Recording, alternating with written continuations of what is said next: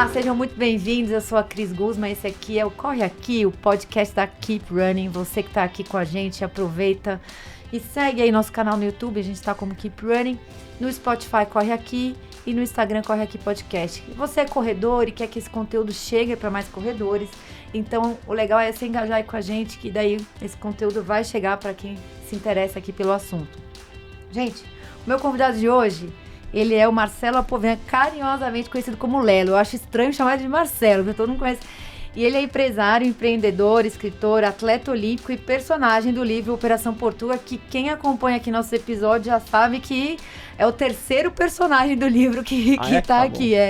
E com 25 anos de experiência corporativa, foi um dos maiores influentes no Headhunters do Brasil e atualmente está empreendendo no segmento de educação. Bem-vindo, Lelo. Obrigado, Cris. Prazer estar aqui. Quem que já veio do Portuga aqui? Bom, começou com Marcos Paulo, Sérgio Xavier e Thomas Alage. Eu sou o quarto, então. Você é o quarto já, é verdade. Falei terceiro, porque todos Falta são personagens. Falta o Guto e o Portuga. Isso. Falta o Guto e depois vamos trazer todo mundo, porque a gente fala muito desse livro. Esse livro é icônico no mundo da corrida, né? Acho que esse livro transcendeu o mundo da corrida. É muito bom. Muito livro, bom. Né? E aí foi reeditado agora e a gente eu fui lá no dia, peguei autógrafos de todo mundo. Peguei. Que legal. Muito, muito legal. E aí, começando aí com esse assunto, eu conheci você através desse livro que eu li alguns anos atrás. E eu sou muito curiosa, né? Assim, eu sou daquelas que eu vou lendo o livro e vou buscando o cara das pessoas no Google para entender um pouquinho melhor. Fico imaginando, deixa eu ver no Google. E aí eu falei, nossa, e você é um personagem muito importante no livro, até porque você foi um atleta olímpico, né? E você é competitivo, Lelo, assim, porque eu acho que o esporte traz um pouco disso, ainda mais você sendo um atleta olímpico. Mas você é competitivo no esporte, na vida, no trabalho? Como que é? Eu tô com 51 anos, então eu fui muito competitivo. Tem uma frase que eu falei há muitos anos atrás, quando eu esquiava na neve, que ficou, não sei quem pôs isso na internet e ficou, que eu falei, eu devia ter, sei lá, meus 21, 22 anos, e eu falei o seguinte, eu sou tão competitivo que se não tiver ninguém para competir comigo, eu compito comigo mesmo. Sei. Porque no esqui não tinha muita gente. Uhum.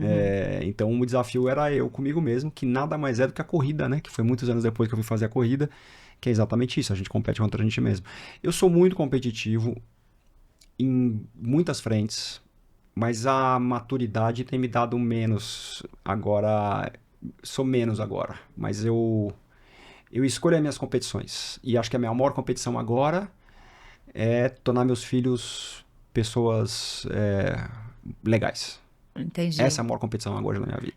Mas na verdade isso depende em parte de você, né? Claro. Você dá todo o acesso, todo o exemplo, mas a outra parte depende deles, né? Assim, quando eles tiverem toda a autonomia, crescer, né? Eu tenho filhos gêmeos, são idênticos. Eu sei, eu lembro disso.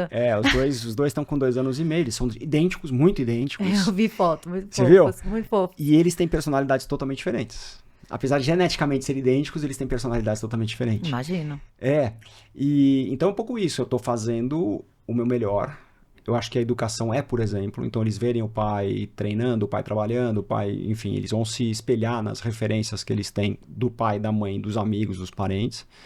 Mas claro que não é um fator que eu domino, né? Não depende só de mim, depende deles, da formação deles, da genética, do caráter, enfim. Então, mas eu tô fazendo o meu melhor, acho que esse é o meu maior desafio. Sim, a sua parte, né? Você tá fazendo.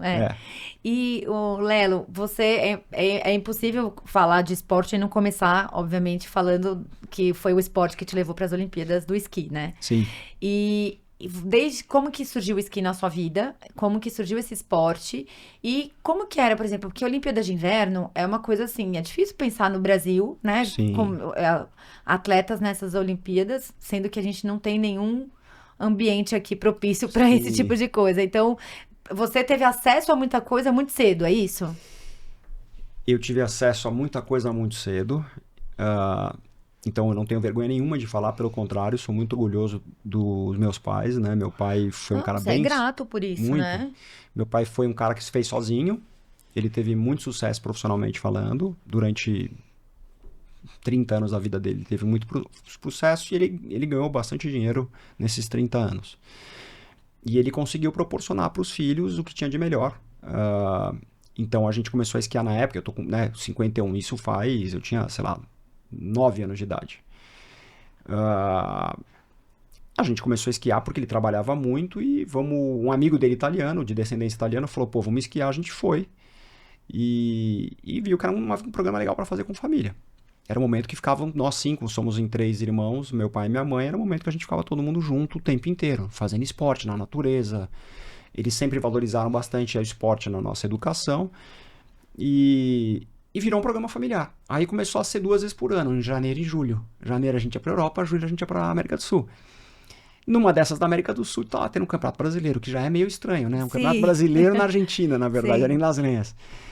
E rolou, eu fui lá, me inscrevi. Um amigo meu chamou e falou, pô, Léo, tá rolando lá, meu irmão tá competindo na categoria profissional, vamos se inscrever. Eu me inscrevi e fiquei em terceiro na categoria amadora.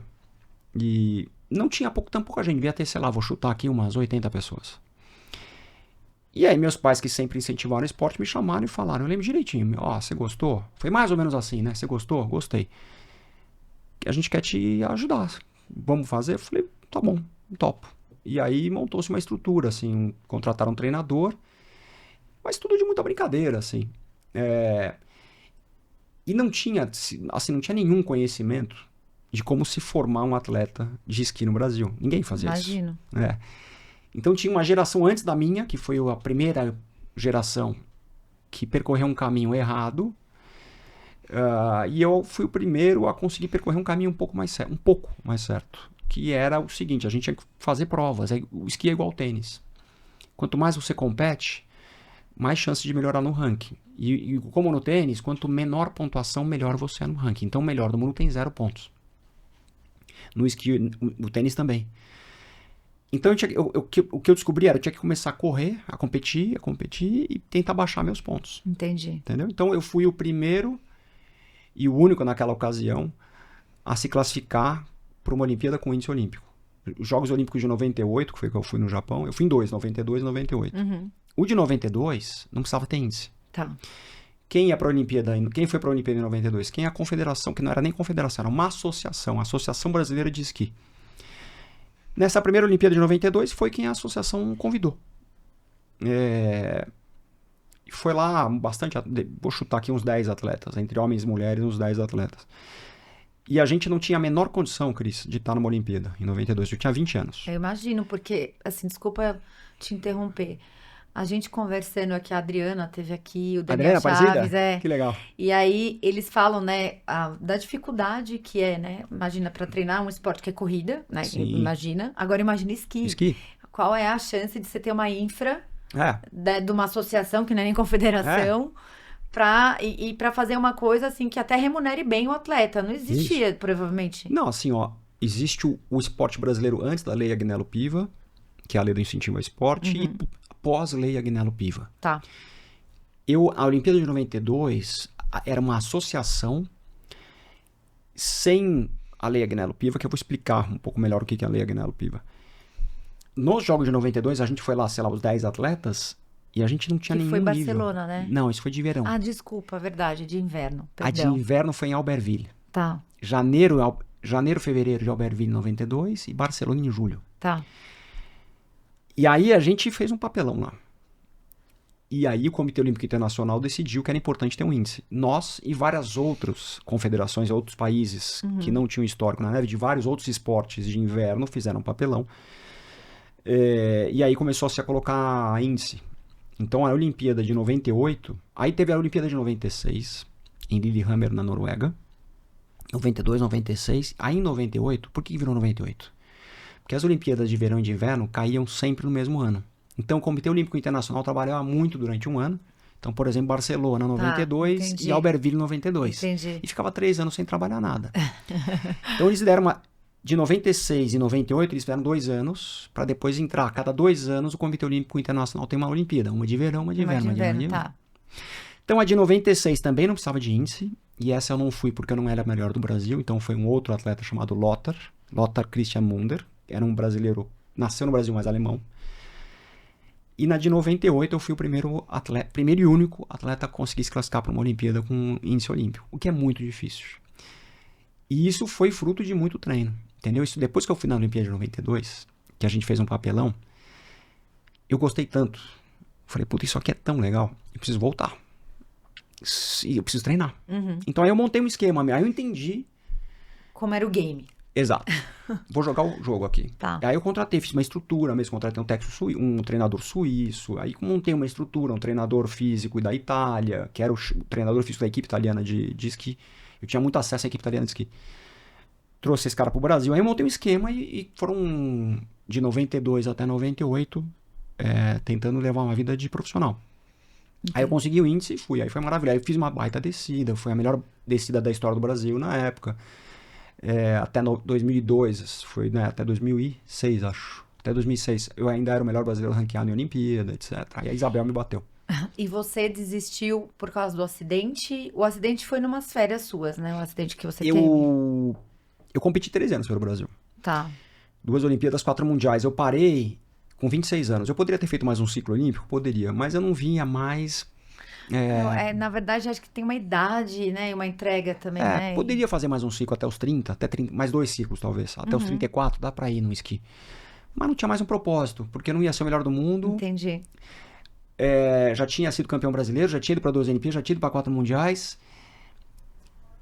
Não tinha muito, né? Eu tinha patrocínio, então eu não precisava mais pôr dinheiro. O patrocínio já não existia mais, era o patrocínio de fato. O COB já estava incentivando esportes de inverno no Brasil.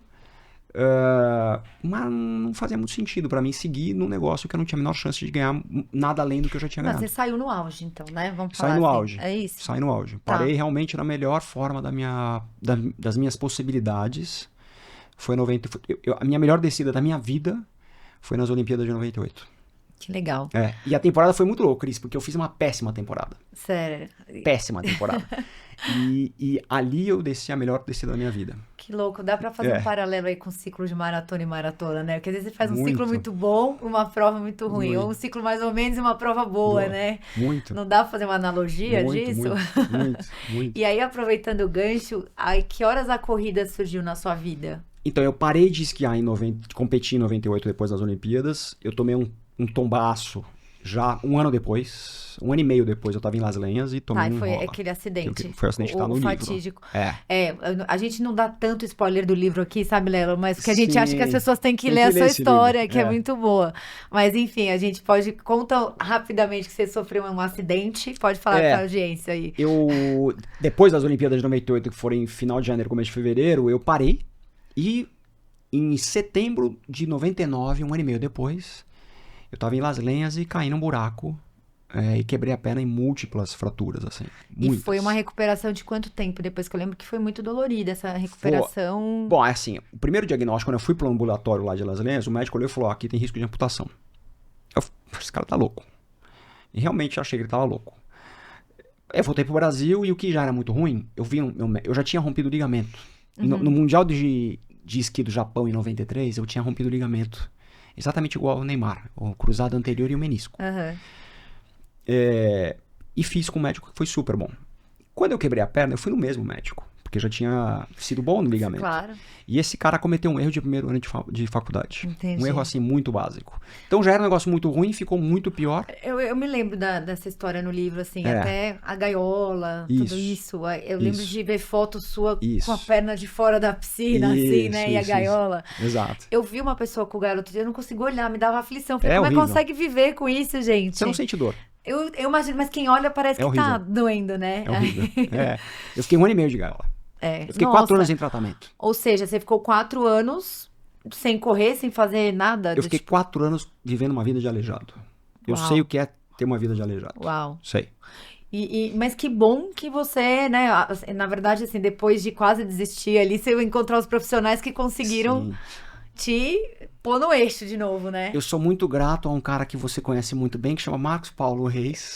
Vamos falar dele de novo, né, gente? Ele é onipresente aqui nos nossos episódios. Sabe por que eu contratei o Marcos Paulo, que ele era o treinador da equipe de triatlon do Brasil. Eu contratei ele em 1997 para fazer o último ano do meu ciclo olímpico, porque eu sabia que ia ser a última vez que eu ia para uma Olimpíada, que eu ia parar depois. Eu já tinha planejado isso. Eu falei, preciso contratar o melhor cara para me treinar fisicamente, para me deixar pronto para a Olimpíada de 98. Então o Marcão conheço desde 97. Depois de 2 anos de tratamento da minha perna, ele me chamou e falou, Lelo, isso aqui tá estranho, eu vou te levar no meu médico. E ele me levou num cara chamado Marcelo Filardi, que hoje é um puta médico ortopedista, enfim, super renomado, mas na época ele tinha acabado de voltar de uma residência nos Estados Unidos, trabalhava numa salinha horrorosa, assim, numa casinha, assim, e o Marcão me levou lá e esse cara falou, ó, tá aqui o erro, eu não sei corrigir isso, mas eu vou te indicar quem vai resolver o teu problema. Então foi graças a Marcos Paulo que eu voltei a andar. Não, sensacional isso, né? Graças a ele. E ele é um cara, assim, né, incrível. A gente é suspeito, né? É maravilhoso. E aí, quando... ele já estava aí na sua vida antes de você se assumir um grande corredor, digamos assim. Você estava ali no mundo do esqui. Passou o acidente, passou a sua recuperação. Aí você foi pra corrida, é isso? Uma coisa que eu não te falei foi da Lei Agnello Piva, não sei se vale a pena te aprofundar. Boa, vamos lá. Mas a Lei Agnello Piva foi um projeto aprovado pelo deputado, acho que na época, né, o Agnello, que depois foi o ministro do esporte, que 3% do que é arrecadado na loteria da Caixa Econômica Federal é distribuído entre o Comitê Olímpico e o Comitê Paraolímpico Brasileiro. Isso é muito dinheiro, mas muito dinheiro. E esse dinheiro que vai para o Comitê Olímpico Brasileiro, na qual eu era a Confederação Brasileira de Esporte de Neve associada, filiada, começou a receber uma verba, um percentualzinho pequeno dessa verba. Uhum. Então, essa lei foi aprovada, se eu não me engano, em 97 ou 98. Tá. Então, eu não peguei, nos meus 3 anos competindo no esqui, eu não peguei a lei. Entendi. Porque essa lei foi pós a minha parada. Tá. Essa lei mudou o esporte no Brasil. Definitivamente essa lei... Precisamos de outra lei também agora, né, Lelo? Pra melhorar mais ainda, eu acho. Exato. Porque assim... Tem a lei de incentivo agora, né? Que ficou inferior à da cultura. Da cultura você consegue fazer mais incentivo à cultura do que ao esporte, que eu acho errado. É verdade. Enfim, tem melhorias a fazer. Sim. Não, eu imagino que com essa lei já melhorou, mas é que hoje eu acho que tem muito mais atleta, muito mais modalidade, muito mais, né? Se você pensar... Eu vou lembrar aqui, eu não lembro o ano e qual Olimpíadas foi, mas acho que na de Seul a gente tinha um Aurélio Miguel que ganhou um outro. Sabe, você saía de uma Olimpíada com uma medalha, duas. Hoje a gente saiu com várias, né? Então, assim, né, numérico isso, né? Dá pra ver. É isso. E esse esporte é sempre projeto de longo prazo. Esporte é projeto de longo prazo. A gente não forma um atleta. A gente não pega hoje, sei lá, uma Rebeca Andrade. Já foi. Por que a Rebeca já foi? Porque ela talvez tenha mais um ciclo olímpico. Uhum. A gente tem que pegar as Rebecas que estão com 12, 13, 14 anos, na base, entendeu? E aí, para fazer isso, tem que ter dinheiro, porque você pega na base e vai formando até essa pessoa chegar aos 20, 22 e fazer os ciclos olímpicos.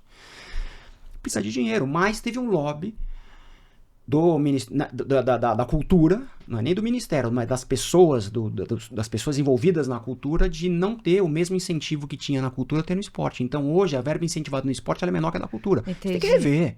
Sim. Tem que rever, porque o esporte é educação, assim como a cultura é educação. Não pode ter diferença, entendeu? A gente precisa de grana. Igual você falou que o esporte é longo prazo, a educação também, né? Isso. É a mesma Por sinal, o esporte é educação. Exato, exato. Inclusive, educação, daqui a pouco a gente entra nesse assunto. Tá bom, porque eu sei que você está trabalhando com isso hoje, né? Mas a gente se desviou, desculpa. Não, imagina, eu queria só saber. Daí você, depois que você se recuperou do seu acidente, aí você entrou na corrida. Como que você inventou pro meio aí de maratonistas? Quando eu parei de esquiar, eu falei, preciso achar algum outro esporte que vai me dar essa adrenalina. Uhum. E foi o triatlon. Tá. Então, quando eu parei de competir, eu continuei fazendo Marcos Paulo. Quando eu parei de competir no esqui, eu continuei fazendo Marcos Paulo, porque ele era o treinador do triatlon.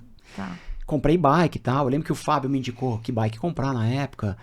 Eu tomo rola, fico 4 anos aleijado, volto e aí volto a fazer triatlon. Só que eu era muito ruim de natação. Eu saía, sei lá, tipo 3 minutos e meio atrás na água, num olímpico. Que é uma vida. Aí eu tirava, sei lá, 1 minuto no pedal, porque eu pedalava bem, e tirava 1 minuto e meio na corrida. Tá. Mas os caras chegavam 30 segundos à minha frente. Então eu sempre vi ele chegando lá. E você com a competitividade aqui. Isso, eu falava, eu nunca vou ganhar. Não, meu Deus. Aí eu contratei uma treinadora, a Denise, que eu adoro. Até outro dia encontrei com ela. Treinadora particular para me treinar na água. Enfim, o Marcão que me indicou a Denise. Falou, você é muito ruim, vai treinar com a Denise. e não teve jeito. Eu melhorei muito na natação, mas mesmo assim os caras nadavam na minha frente. Eu não conseguia pegar o pé deles. Aí eu falei, quer saber que eu faço bem? Pedalar e correr. Pedal demora 3 horas um treino. E a corrida, 40 minutos já tá feito. Eu falei, quer saber? Eu vou focar na corrida. E aí foi que eu comecei a Mas você sabia que uma vez, quando eu treinava na Espadoto, eu só corro, não faço triatlon. E eu ainda brinquei com o Wagner lá, falei, gente, eu coloquei, porque a Espadoto pega muito pódio, né? E, assim, os atletas da Espadoto pegam muito pódio nas Triatlon, né? provas, tanto os shorts olímpicos, quanto, né, Sim. os Ironmans mesmo. E eu falei que quando eu coloquei a camiseta da Espadoto a primeira vez no parque, todo mundo devia olhar e falar assim, nossa, essa menina era uma pangaré, agora ela é uma Espadoto, deve pegar pódio. Daí o meu treinador falou assim, Cris, mas você, pela sua idade, é que se você for fazer um short, é capaz de você pegar um pódio, porque você corre bem. Sim. Então, você ia tirar muito atrás, assim. E muita gente, a maioria dos triatletas odeiam correr, né? É. Geralmente vem da natação, né? É. E aí ele falou isso. Então, você investiu bem na corrida. Exato. Eu falei, eu vou fazer o que é mais fácil. Eu acho a corrida muito democrática, porque é barato. Hoje mais não tanto, né? Uma inscrição uma inscrição de uma provinha é R$200 hoje. Ontem eu tava contando pra uma amiga como que eu comecei a correr e a minha primeira maratona e tudo isso. E eu corria sem relógio, com o tênis que eu quisesse. Hoje em dia eu sou sommelier de tênis. Se o Garmin tá descarregado, você já fica com raiva. E aí você fala, se você for pensar, dá pra fazer sem isso. Super. Né? Eu sou da época que não tinha, era um Timex no pulso, era o tênis era com o lado mais baixo, melhor, não tinha gel, não tinha minimalista, nada. O tênis minimalista, né, que veio do cara que aquele livro, né, Born to Run, sim, que ele fala de correr descalço, e daí que a Nike criou o Nike Free e tudo isso. Eu falo, isso aí acabou, você não acha mais tênis minimalista, Cris, né? a minha melhor maratona é com tênis baixinho, não tinha tênis de placa. A gente tá poupando demais nossos pezinhos agora, A minha melhor maratona foi 2012, não tinha, a placa foi 17. Pois é. Mas aí você veio, enfim, daí você lá treinando com o Marcos Paulo e resolveu, treinando pra triatlon e focou mais na corrida, assim. Foi um acidente. Quis tirar a sua diferença do triatlon na corrida. Não, foi o seguinte, eu fazia triatlon porque eu gostava. Triatlon tem uma adrenalina que é interessante, assim, né? Eu acho que o triatleta meio doido, tá? O Lelo mudou muito. É porque você tem que encaixar você tem que treinar 3 categorias e fortalecimento. Então, vamos falar de 4.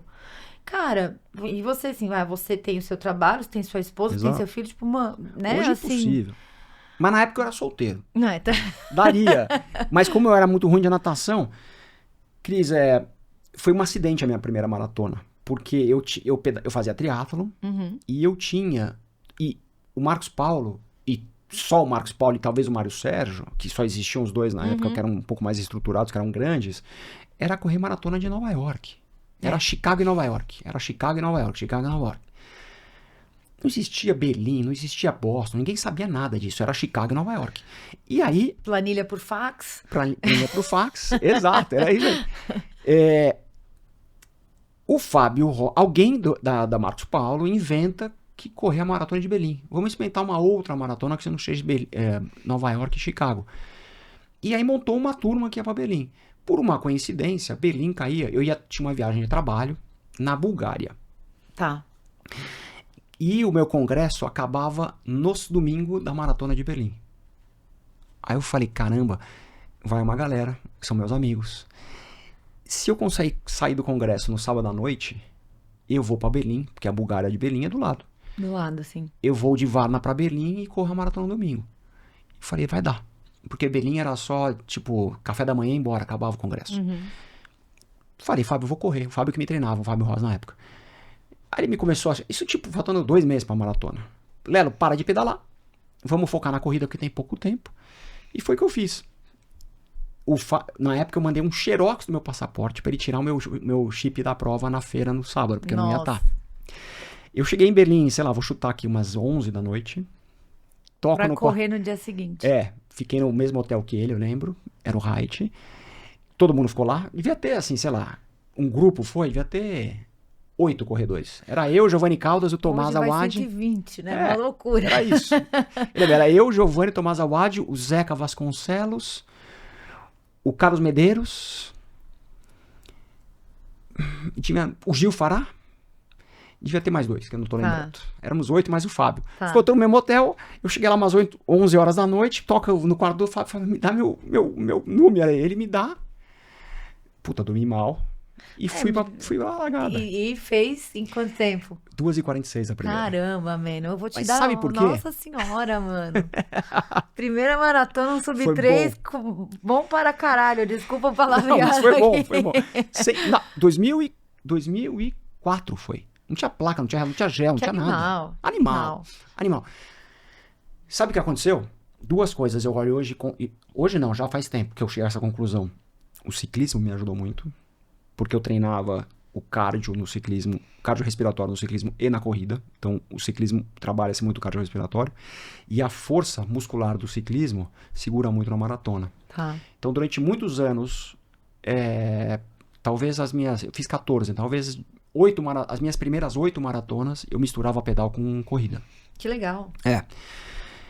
E outra coisa que eu acho que ajudou muito, um pouco daquele negócio, você não sabe o que é, e saiu, entendeu? Você vai na irresponsabilidade, sem medo.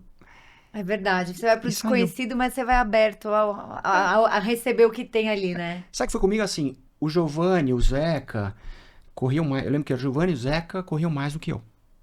Não, desculpa, eles já corriam mais maratonas do que eu, mas eles corriam pior do que eu. Tá. E eles falam o seguinte, nós vamos largar para 3 horas, ritmo de 3 horas. Lá, alguma coisa perto do 30, que é sempre no 30. O bicho vai se pegar e talvez a gente perca ali um pouquinho do 3, 2 minutos. Nós vamos fechar por umas 3 horas e 2, 3 horas 3, 3 horas 5. Tá. Não, se vocês vão largar para isso, eu vou largar junto, porque nós estamos todo mundo... Tá tudo meio parecido. Eu corro melhor que você. Eu acho que eu corro melhor que você, então eu vou junto. E vou me preparar pro 30 quando o bicho pegar.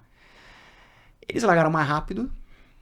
Pra variar, todo mundo larga mais rápido, quase sempre, né? Eles largaram, sei lá, vou chutar aqui pra 2h55, 2h55. Tá.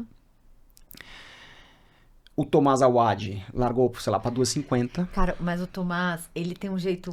A cabeça dele funciona de um jeito sensacional. Ele é maravilhoso. Ele veio aqui... Maravilhoso. Ele ali é um caso a ser estudado. Mas ele era um chip desregulado ali. Porque ele tinha pouca experiência, o chip dele não calibrava. E aí o Tomás disparou e eu fui com os caras e eles começaram a meio que diminuir.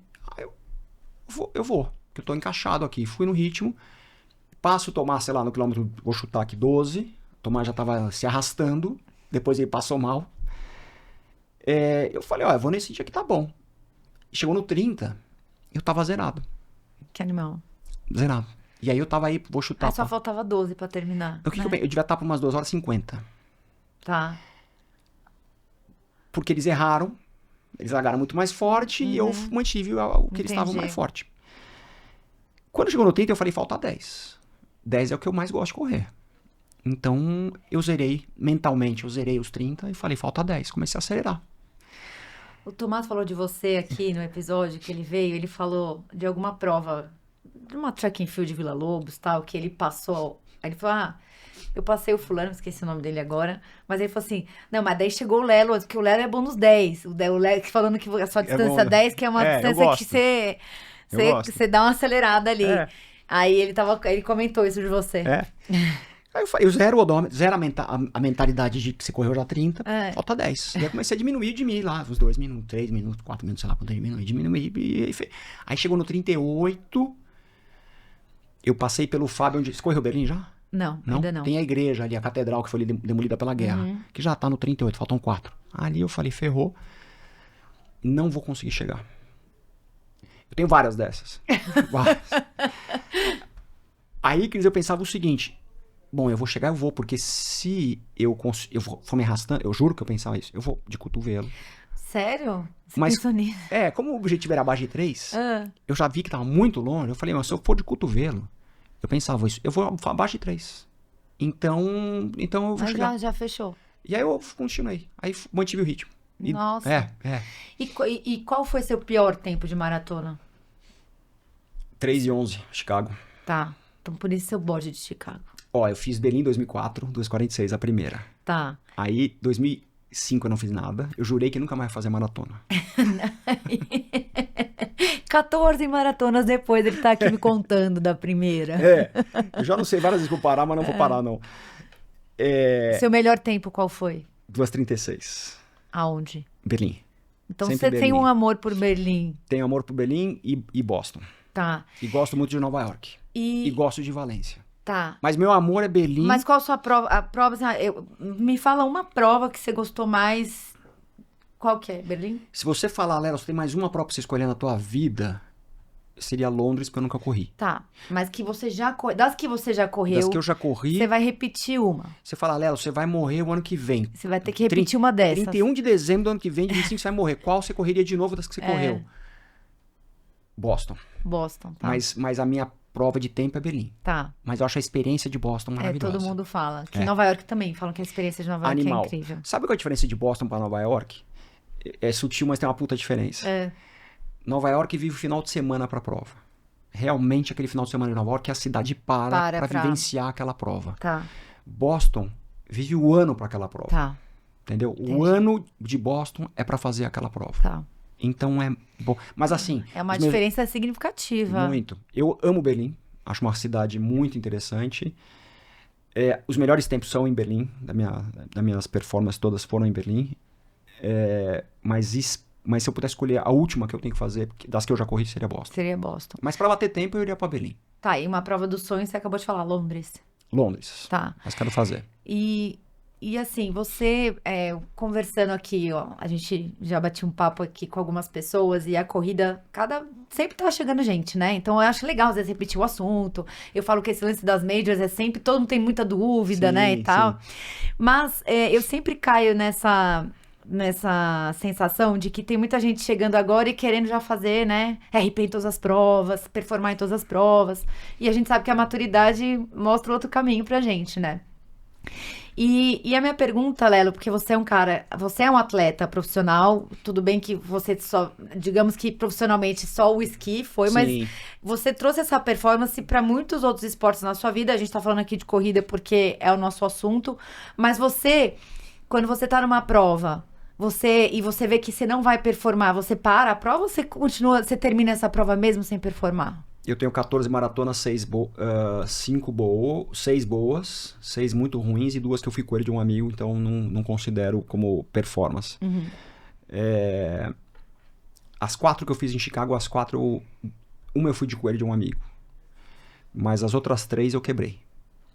Mas você termina? Quebrei. Não, já aconteceu de eu não conseguir acabar a prova. Entendi. Então, Valência, eu tive uma desarranjo intestinal.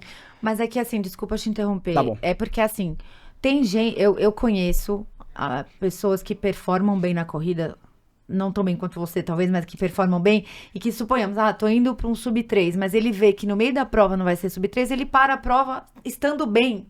Não, nunca me aconteceu isso. Entende? Tipo assim, não vou continuar Não. porque imagina, senti uma dor aqui, isso aí eu vou, em vez de fazer sub-3, eu vou fazer 3 e 5. Então aí eu não continuo. Não. Então a minha pergunta é muito mais nesse sentido, assim, ou seja, na hora que você falou quebrei, aí você foi lá e terminou mesmo assim, você não terminou no tempo que você achou que você ia terminar. Exato. É isso. Eu sou maluco, porque eu gosto de correr risco, e as provas que eu vou bem, quando eu acerto dá tudo certo, eu vou bem. As provas que eu errei alguma coisa, eu vou mal, mas eu chego. Chicago eu fiz 3:11.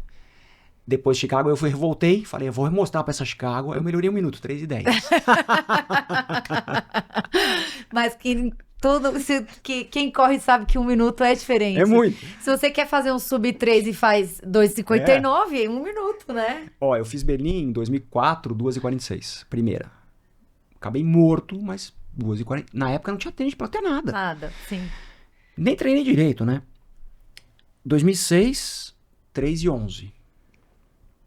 2007, falei, vou mostrar pra essa Chicago que eu consigo derrotar ela. Fui pro hospital. Marcão que me resgatou de novo, Marcos Paulo. Fui pro hospital. Marcão, tô passando mal, me leva pro hospital. Ele tava no banheiro fazendo cocô. Eu lembro de... Ei, Marcos Paulo, meu Deus. Liguei no quarto, a gente falava no hotel. Acabou, né? Eu parei a prova. No 21 eu comecei a passar mal. Eu nunca vou esquecer, 2007 isso. Depois dos 3:11, 2006. Tava quente, foi o dia mais quente da história de outubro. Já fiquei sabendo dessa prova. Burro, em vez de reprogramar a estratégia, eu fui pro mesmo ritmo. Passei o Bechara, sabe o que é o Bechara? Não, você conhece o Bechara? É um maluco, gente fina. Não conheço. Amo o Bechara. Bechara tava no 21. Eu passo no 20, ele falou, Léo, você passou no 21, você já tava andando de lado. Mas eu não percebia que eu tava andando de lado. Entendi. Quer dizer, andando, não, correndo de lado, né? No 22 eu paro, vou no banheiro e diarreia de sangue. Aí eu, pá, ferrou, né? Preciso chegar no 30, que o Marcos Paulo tá no 30.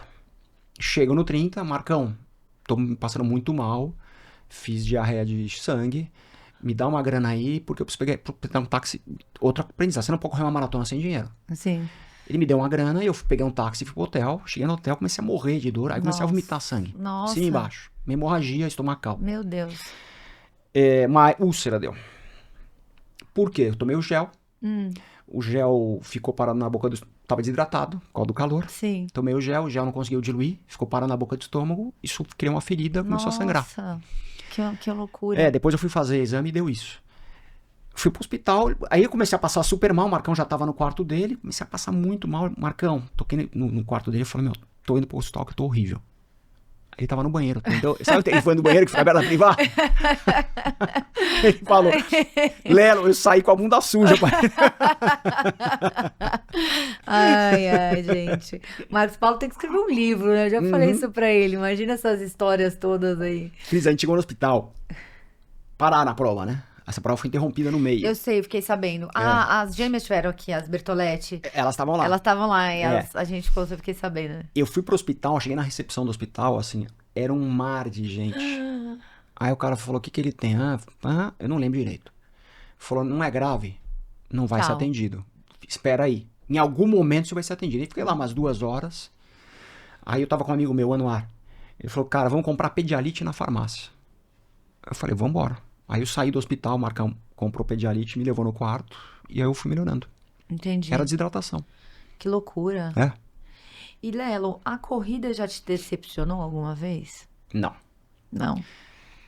Puta, Cris, a corrida só me ensina todo dia. Que legal. A corrida me ensina a ter humildade. A corrida me ensina que eu não controlo tudo. Eu sou super controlador. A corrida me ensina a ser melhor todo dia. Acordar cedo, disciplina, de ter a regra, agenda definida, organização. Não, e você é um cara que é inspiração pra muita gente. Você acabou de falar, 2 provas de coelho. Sim. O pessoal que vai ali... E você, desculpa, mas eu acho isso sensacional, né? Você abrir mão do seu tempo, da sua disposição, do seu pace, pra ir lá ajudar um amigo. Pô, Sim. Isso é incrível. Sabe que acho que foi comigo? Porque tanto o livro ajudou muito. Sem dúvida nenhuma, o responsável por isso é o livro. E eu acho que eu fui o primeiro amador que, aqui do nosso meio, assim, mais próximo da gente, que correu uma prova, na época, 2h36, era muito bom. Hoje já não é tanto, mas na época era um negócio fora da curva, assim. Então acho que eu fui o primeiro amador que as pessoas, esse cara treinou como um pró, e se treinar como um pró, a gente chega próximo de um pró. Então acho que ligou um gatilho nas pessoas de falar, dá pra ir. Entendeu? Acho que foi isso um pouco, assim. Por isso que virou tanto, assim, né? Você falando aí do seu lado competitivo, do que a corrida te trouxe disciplina, que te trouxe muitas coisas boas. Passando aí pro lado de trabalho, você como headhunter, hoje você tem um negócio de educação. Como que isso se aplica nos seus negócios, né? Porque... primeiro que a gente tem os pratinhos da vida, né? Sim. Você tem aqui o esporte, a família, o trabalho, né? Tem Sim. 1000 coisas aí pra equilibrar e a gente sabe que nem sempre você tá dando atenção. Sim. Tem horas que o trabalho exige mais, tem horas que é o esporte que exige, tem horas que é o filho que exige mais. Mas e como você, como profissional, porque você também é uma referência aí, você foi trabalhou como uma das maiores empresas de headhunter, né? Sim. Aqui no Sim. Brasil, e hoje você tá aí encabeçando um negócio Sim. de mentoria, de educação. E aí, como que é isso? Como que você diz em termos de agenda? Em termos de como você transfere o que você tem do esporte para todo o seu negócio como profissional. Eu transfiro muito. Primeiro a agenda, né? Você ser uma pessoa organizada. Para caber tudo na agenda, você tem que ser organizado. Mas o esporte, não só a corrida, mas o esqui, principalmente o esqui, que foi o que me deu a base para a corrida. O que eu aprendi no esqui me deu a base para ser um atleta de correr bem maratona. Que é a disciplina, o treino, o esforço. O esforço gera resultado. Eu aprendi isso no esqui. O meu treinador suíço era muito duro comigo. E a minha melhor descida foi na Olimpíada porque a temporada tinha sido muito ruim. Foi a pior temporada, pré-temporada. Eu fui fazer a temporada nos Estados Unidos. Eu fui para uma estação de esqui chamada Jackson Hole. Foi meu camp. Em Vail, desculpa. Eu fiz meu camp em Vail e depois eu fui competir umas provas em Jackson Hole. Depois a gente foi pro Japão fazer as Olimpíadas. E ele me chamou numa dessas descidas muito ruins. Eu fiz uma prova que eu fui muito mal. Em Jackson Hole. E ele me chamou e falou, não tá dando. Não dá. Ele me lavou, assim. E eu fiquei puto da vida. Eu falei, vou mostrar pra esse suíço que eu sei fazer esse negócio. E aí eu fiz a minha melhor descida na Olimpíada. Isso tudo vai te trazendo bagagem para você entender o quão de esforço tem que ter, né? E quão preparado mentalmente você tem que estar. Então, a minha vida corporativa, vamos falar assim, é muito baseada nisso que eu aprendi desde muito cedo, que é o esforço, que é a disciplina, você tem que ter uma organização, você tem que ter foco, você tem que sentar e fazer o que tem que ser feito. Não adianta... Às vezes tem que fazer coisa ruim no mundo corporativo. E não é que coisa ruim, é coisa que você não tá afim, mas você precisa, né? Exato. É um processo, Exato. né? Assim, demitir alguém. É horroroso demitir alguém. Mas às vezes tem que fazer. Infelizmente, às vezes tem que fazer, por vários motivos. Então tem que fazer. Entendeu? Aí, infelizmente, tem que fazer. Não adianta procrastinar, não adianta adiar. Porque é ruim pra você e ruim pra pessoa. Isso tudo tem maneiras de fazer. De uma maneira mais humana, você demitir uma pessoa, de uma maneira mais escrota. Uhum. Mas se tem que fazer, tem que fazer. Isso tudo esporte. Tem que treinar, tem que treinar. Entendeu? Quando eu fui bater o Portuga, depois da maratona de 2004, que eu fui bem, a de 6, que eu fui muito ruim, a de 7 eu fui pro hospital, a de 2009 foi o projeto do Portuga, o desafio do Portuga. Sim. Eu não perdi nenhum treino. Nenhum treino. Eu tenho foto minha treinando 11 horas da noite. A gente treina muito mais do que precisa.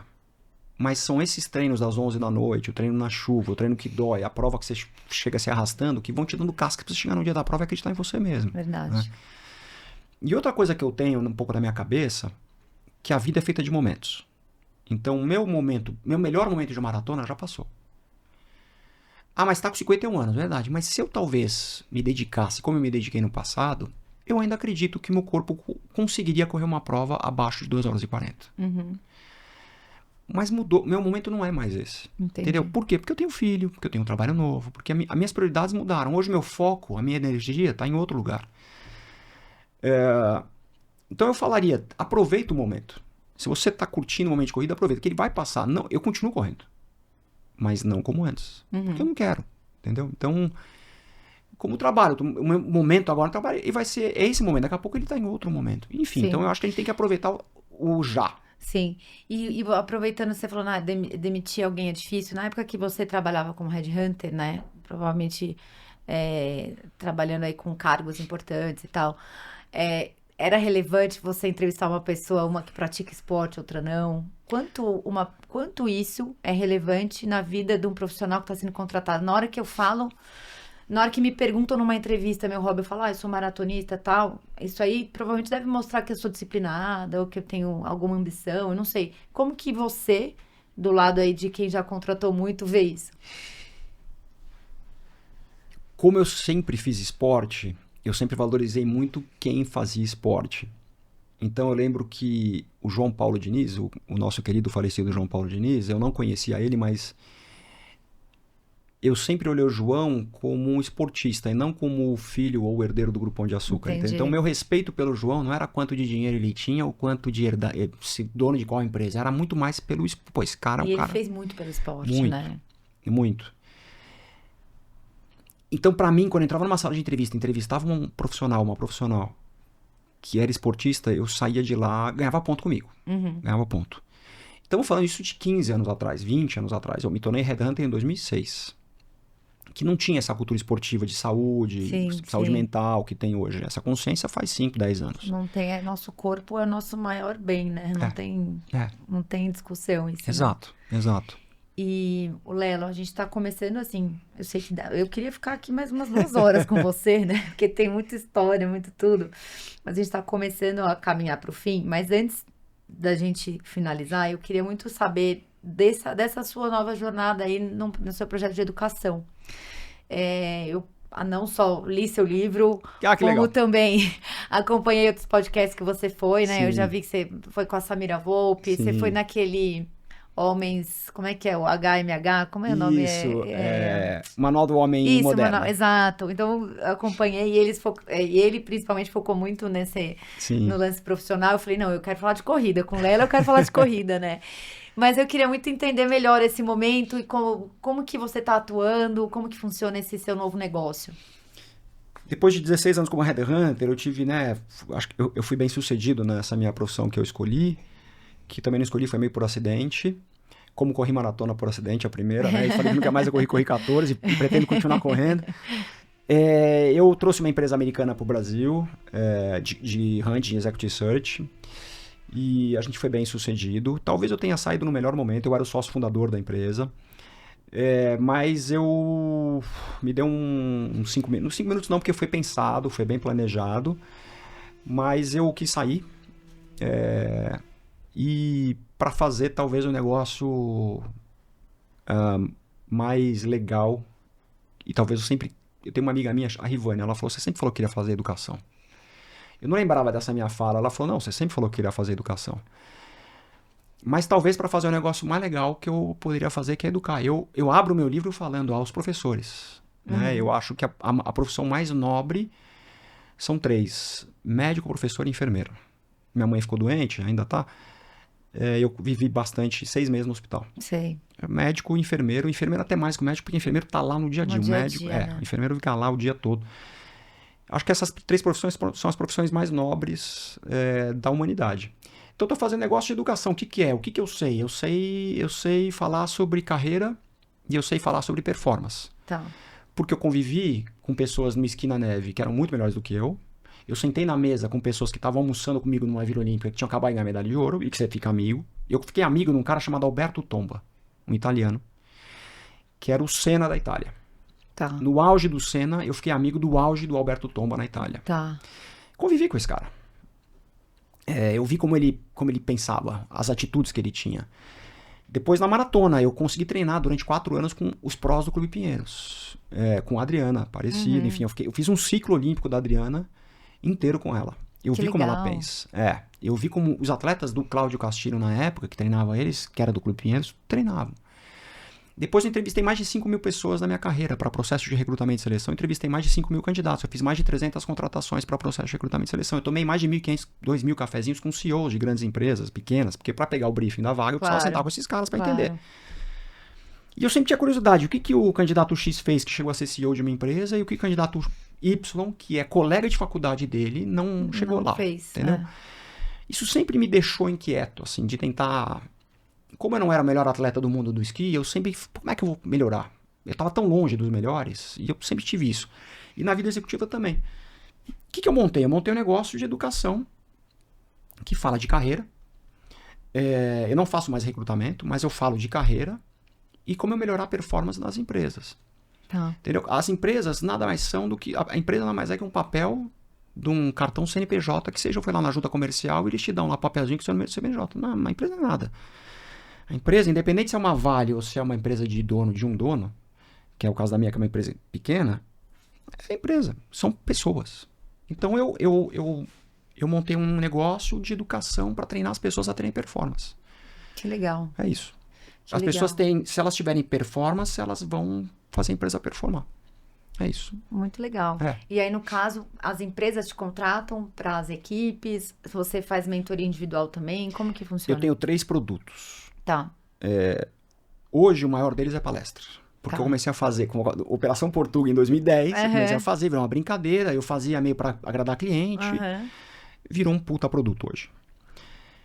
O segundo produto, eu tenho um assessment de performance.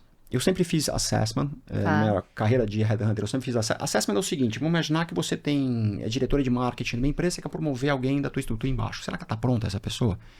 Então, você acessa essa pessoa, eu entrevisto, eu faço uma dinâmica ali, uma metodologia, para saber se essa pessoa já pode ser promovida. E eu te falo, Cris, pode promover, ela tem que melhorar isso, mas ela pode ser promovida. Tá. Então, eu criei um assessment de performance, que nada mais é um assessment muito específico de inteligência emocional. Eu acesso a pessoa para saber se ela tem inteligência emocional. Só tem eu no Brasil que faz isso. E o terceiro produto, treinamento.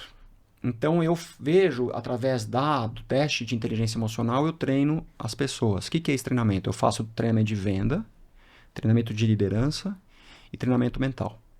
Entendeu? São 3 treinamentos. Treinamento de liderança para líderes serem melhores líderes. Treinamento de venda, eu até dou metodologia de venda, o funil, como é que você faz captação de lead, você faz funil, como é que você gera o funil, vira proposta, e proposta vira trabalho e tal. Mas o meu treinamento é muito mais mental. Sim. A vida do vendedor é muito difícil. Eu sei. Né? Você tem que bater meta, final do mês não tá fora do número, você começa a tomar bronca do chefe, da todo mundo, porque tem a pressão para entregar resultado, né?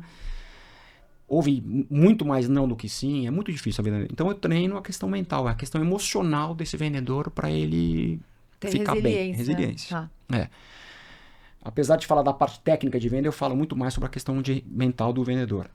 Líderes para serem melhores líderes e treinamento mental puro, enfim, para atletas e executivos e executivas. Que legal, muito bacana. É.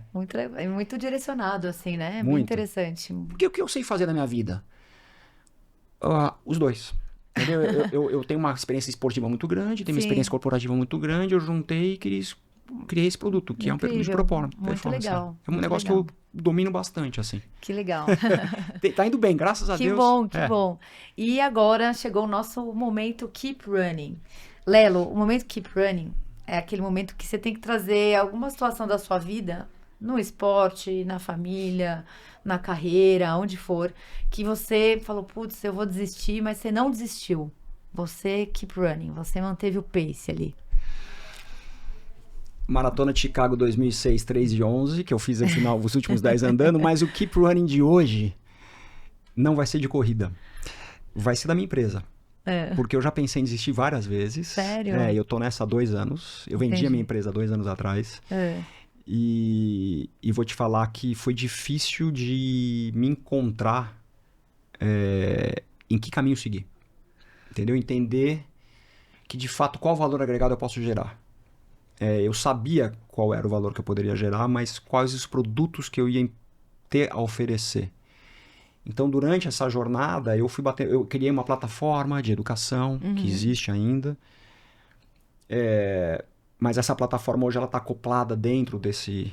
Ela é um portal, vamos falar assim, que você se logue, lá tem os conteúdos, etc. Mas até eu chegar, o que eu tenho hoje, eu bati muita cabeça. Entendi. Entendeu? E aí, perdendo dinheiro. Entendi. Perdendo dinheiro. Então, com 3 filhos pequenos.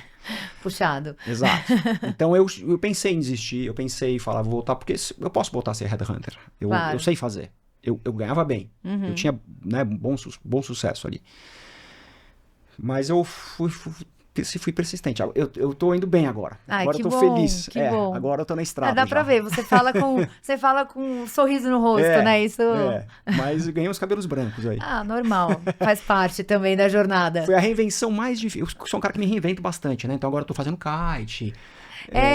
Eu falei, não dá pra entrar, gente, aqui nesse episódio com o Lelo, se a gente for entrar em todos os esportes que esse ser humano pratica, a gente teria que ter 10 episódios com ele, porque... Eu gosto de me reinventar, e essa foi a reinvenção mais difícil que eu tive, essa profissão de virar educação. Que legal. Parabéns aí. Obrigado. E o seu livro, aqui a gente, o Muito Acima da Média, eu já li e super recomendo, até porque os personagens do livro são incríveis, e você traz aí esse lance, justamente você tira de cada história, assim, a performance que a pessoa trouxe e de atletas a pessoas de negócio, então eu indico para todo mundo, e quem quiser comprar esse seu livro, aonde que encontra? Livrarias e na Amazon. Na Amazon, ainda é best-seller depois de 1 ano e tanto, ele é o livro que mais vende na categoria dele.